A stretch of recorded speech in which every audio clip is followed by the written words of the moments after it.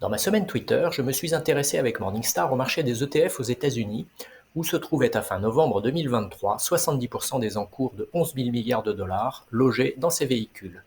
La collecte 2023 a atteint 600 milliards de dollars, deuxième meilleure année après les 1000 milliards de dollars de 2021. Les produits actions ont représenté 64% du total et les produits obligataires 35%. La palme de la collecte est revenue pour la quatrième année consécutive à Vanguard avec 159 milliards de dollars, devant BlackRock avec 108 milliards. Les ETF gérés activement ont représenté 22% de la collecte. Ils pesaient à fin 2023 6,5% des encours. Aux États-Unis, les investisseurs peuvent s'exposer à la totalité des actions domestiques cotées pour 0,03% de frais annuels. Ça fait rêver, non? Et votre fonds action, il vous coûte combien?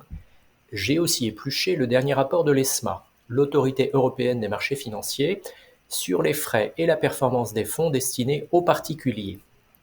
On y constate, hélas sans surprise, que les fonds traditionnels actions sont 3,54 fois plus chers que les ETF actions, et que la gestion active fait collectivement moins bien que la gestion indicielle sur la durée.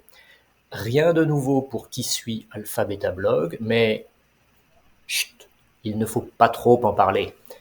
D'autant plus que selon la stratégiste en chef de Bank of America, l'année 2024 sera un paradis pour les stock pickers en actions États-Unis.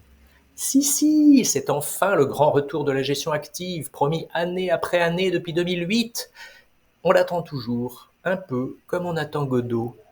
Comme l'actualité financière n'est pas très riche, j'ai aussi fait la promotion de mon commentateur préféré, le grand, l'irremplaçable Matt Levin, qui est au capitalisme financier mondialisé ce qu'était Honoré de Balzac à la société française pré-capitaliste.